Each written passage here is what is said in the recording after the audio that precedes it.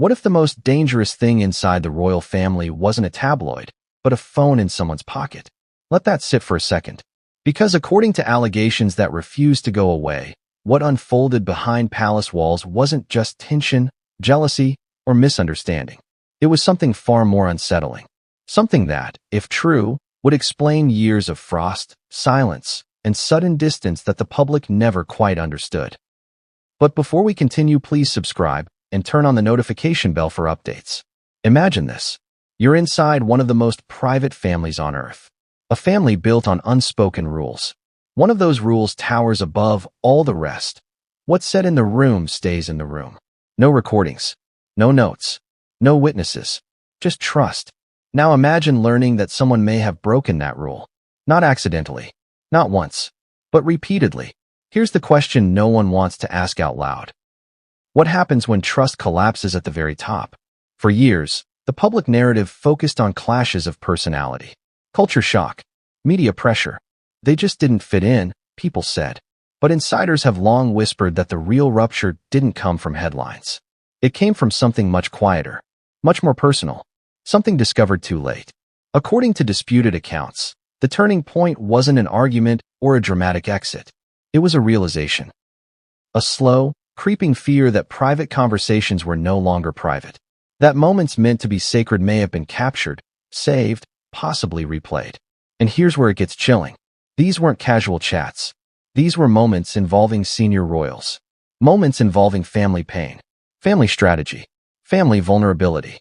And at the center of the concern was an allegation that struck at the heart of the monarchy itself, that even the Queen's private words may not have been safe. If that sounds extreme, ask yourself this. Why would a family known for endurance suddenly draw such a hard line? Why did patience seem to evaporate almost overnight? Timing matters here. Because these allegations didn't explode publicly when they supposedly surfaced. They simmered, quietly, behind closed doors. While the world argued about interviews and documentaries, something else was allegedly being weighed. Something far heavier than public opinion. And then there's the most unexpected part of all. The claim didn't allegedly come from a court, or the press, or a political rival. It came from inside the family. From someone close enough to see, hear, and connect dots others missed. Someone who, according to whispers, struggled deeply with whether to speak at all. Ask yourself this. If you discovered something that could fracture your own family forever, would you say anything? Or would you stay silent to protect the institution? That internal conflict is what makes this story so disturbing. Because it suggests the breaking point wasn't anger. It was fear. Fear of what might already exist. Fear of what could surface next. And just when that fear could no longer be contained, one conversation allegedly changed everything. Because once the concern was voiced, there was no going back. And what happened next wasn't loud. It was cold. Have you ever noticed how the most explosive moments don't always happen with shouting, but with silence? Because according to the accounts we're about to unpack, the moment that allegedly set everything in motion didn't look dramatic at all. No slammed doors. No raised voices. Just a realization that settled into the room like a fog. Here's the unsettling part. The alleged discovery didn't begin with someone being caught in the act. There was no phone pulled from a pocket. No device found blinking red. Instead, it began with inconsistencies. Small ones. Details that didn't quite add up. A private conversation referenced later with unsettling precision. A remark repeated word for word that should have faded into memory. A moment where someone reacted to information they were never meant to hear. Have you ever had that feeling? That someone knows something they shouldn't? At first, it was brushed off. Stress, maybe. Coincidence. After all, when you live under constant scrutiny, paranoia can creep in easily. But the pattern allegedly continued. Again and again. And with each repetition, the discomfort grew. What made it worse was the setting. These weren't conversations held in public corridors or crowded rooms. These were intimate exchanges. Conversations that took place behind closed doors.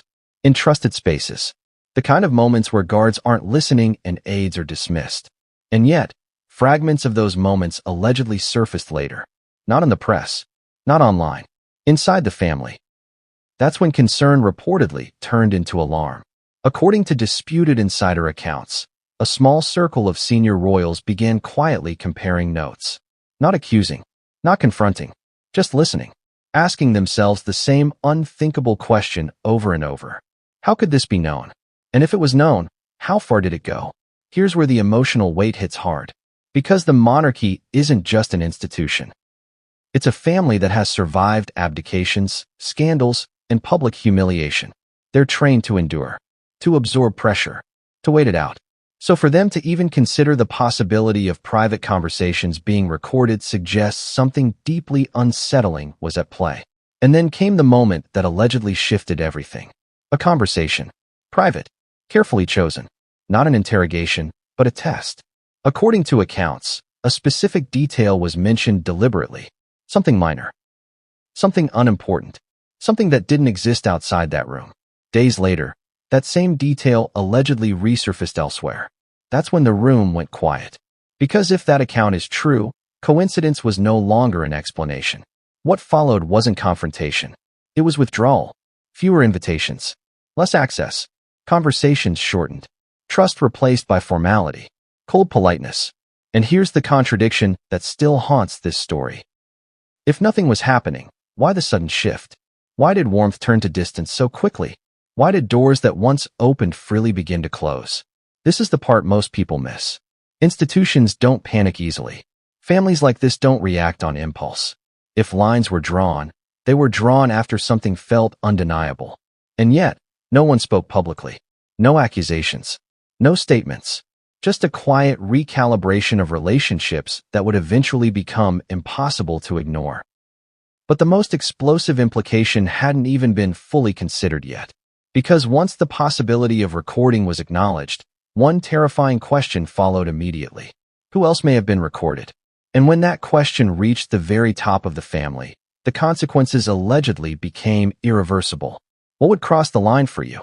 Not embarrassment, not gossip, not even betrayal whispered behind your back, but this. The moment the possibility surfaced that private conversations might have been preserved, replayed, or stored somewhere beyond the room they were spoken in, the issue reportedly stopped being personal and became existential. Because here's the uncomfortable truth most people outside the monarchy don't fully grasp. Privacy isn't just a preference in that family. It's the foundation. It's the glue that allows people who live under relentless public scrutiny to speak freely, disagree honestly, and show vulnerability without fear. Take that away, and what's left? According to accounts, this is where the concern allegedly escalated from discomfort to alarm. If recordings existed, they wouldn't just contain casual remarks. They could capture strategy discussions, emotional moments, fractured relationships, and potentially, words spoken by individuals who believe their voices would never leave the room. That's why one particular implication reportedly landed like a thunderclap. The suggestion that even the Queen's private conversations may not have been protected. Let that sink in. Whether true or not, the mere possibility would be enough to stop everything. Because recording a reigning monarch without consent isn't just a breach of trust. It's a violation of an unwritten constitutional boundary. One that separates family disagreement from something far more serious. And here's where the emotional contradiction deepens. On one hand, the institution prides itself on restraint, on patience, on enduring discomfort for the greater good. On the other hand, there are lines that simply cannot be blurred. According to insiders, this was one of them. Suddenly, the question was no longer did this happen, but what do we do if it did? Do you confront and risk chaos? Or do you quietly protect the institution by limiting exposure? Think about that choice for a moment. Any direct accusation would explode. The media would devour it. Denials would be issued. Allegiances would fracture publicly. And once spoken aloud, the accusation could never be taken back. So instead, the alleged response was something far colder. Containment. Access narrowed. Information compartmentalized. Interactions reduced to necessity. Trust replaced with protocol. Smiles remained, but warmth drained away. To the public, it looked like tension. To those inside, it allegedly felt like a wall being built brick by brick. And this is where the story takes an ironic turn. Because while the outside world debated interviews and public statements, the real damage may have already been done quietly, without spectacle. Decisions made not in anger, but in fear of what might exist unseen. Ask yourself this. If you suspected someone close to you had been quietly collecting your private words, would you ever feel safe speaking freely again? Or would every sentence become guarded? According to accounts, that's exactly what happened. But the most devastating moment wasn't the distancing. It was the realization that the person who raised the alarm hadn't done so lightly. She allegedly wrestled with the consequences, with loyalty, with guilt, and with the knowledge that once spoken, the concern would change everything. And when that concern finally reached the inner circle, one conclusion reportedly became unavoidable. Whatever the truth, the trust was gone. And once trust disappears at that level, there's no ceremony for what comes next. Just a quiet decision. A decision that would eventually become impossible to hide. But how that decision was reached, and who pushed it forward, is where the story turns sharply. So how do you remove someone from the center of a family without ever saying the word removed? That's the question that allegedly haunted the next phase of this story. Because once trust was considered broken, there was no dramatic exile, no official decree, no public confrontation. What followed, according to accounts, was far more subtle and far more devastating. It began with silence. Phone calls that used to be returned quickly weren't. Invitations that once came automatically stopped arriving. Meetings that were once casual suddenly required aides, schedules, and distance. At first, it could be dismissed as tension, stress, the weight of public pressure. That's what it looked like from the outside. But on the inside, insiders say it felt deliberate, calculated. Here's the uncomfortable part. This wasn't about punishment. It was about containment. When an institution believes it may be at risk, it doesn't lash out. It closes ranks. It limits exposure. It protects itself quietly, efficiently, and without explanation. And that's exactly what this allegedly became. Access was narrowed. Information was shared on a need-to-know basis. Conversations became formal. Personal moments disappeared. The warmth that once existed didn't explode. It evaporated. Imagine realizing you're no longer being trusted without anyone ever saying it out loud. No accusations. No chance to defend yourself. Just a growing awareness that doors were closing. And here's where the emotional contradiction hits hardest. Publicly, smiles remained. Appearances were made. Photos were taken. But behind the scenes, the distance widened to the point where reconciliation became almost impossible. Ask yourself this. How do you fight an accusation that's never spoken? How do you deny something when no one officially confronts you? That's what made the situation so suffocating. According to those close to the events, the lack of confrontation wasn't mercy. It was strategy, because once spoken, the allegation would demand proof, evidence, legal consequences, and the family allegedly wanted none of that chaos.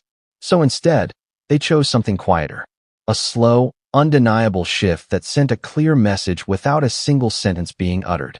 And this is where many people misunderstand what being pushed out really means in this context. It doesn't look like exile. It looks like irrelevance. Decisions made without you. Plans changed without explanation. A sense that your presence is no longer wanted, but never explicitly rejected. That kind of exclusion cuts deeper than anger. And according to accounts, this is when the realization allegedly set in. This wasn't temporary. This wasn't a phase. This was permanent. But even then, one final question remained unresolved. If this was truly about protecting the institution, why hadn't the concern been addressed sooner? Why did it take one particular voice to finally break the silence? And what made that person speak when everyone else stayed quiet? Because the answer to that question doesn't just explain the fallout. It explains why this story still refuses to disappear. Why would someone risk becoming the most uncomfortable person in the room? Because that's what this allegedly required. According to disputed accounts, the silence didn't break because people suddenly became brave. It broke because one person reached a point where staying quiet felt worse than speaking up. Think about that. Inside a family where loyalty is everything, where discretion is currency, where even discomfort is often swallowed for the sake of stability, it takes an extraordinary internal conflict to say, something isn't right. This wasn't a dramatic outburst. It wasn't a confrontation fueled by anger. If the accounts are to be believed, it was hesitant, heavy, emotional. The kind of conversation where words are chosen carefully because everyone knows what's at stake. Here's the part that often gets overlooked. The person who allegedly raised the concern wasn't trying to destroy anyone. Quite the opposite. She was reportedly trying to protect the family from something she feared could spiral beyond control if ignored. Ask yourself this. If you noticed patterns others dismissed, if you sensed something deeply off, would you stay silent out of loyalty or speak up out of fear of what silence might enable? That's the contradiction at the heart of this moment. According to insiders, the concern wasn't presented as an accusation. It was framed as a worry, a pattern, a series of moments that didn't make sense unless something else was happening behind the scenes. And that distinction mattered, because once the concern was voiced, it couldn't be unheard, even if no proof existed. Even if everything could be explained away, the seed had been planted. And in institutions like this, perception can be just as powerful as evidence. Here's where the emotional stakes spike. Speaking up didn't bring relief. It brought weight, guilt, second-guessing, because the person who raised the alarm allegedly understood exactly what it could trigger. Distance, division, permanent fracture. But staying silent carried its own fear. What if recordings existed and surfaced later? What if private moments were revealed at the worst possible time? What if silence today became scandal tomorrow? That fear reportedly tipped the balance. And once the concern reached the inner circle, it set off a chain reaction no one could fully control. Not because everyone believed it, but because no one could afford to ignore it. From that point on, every interaction was filtered through a new lens. Every memory re-examined. Every moment questioned. And here's the most uncomfortable truth of all.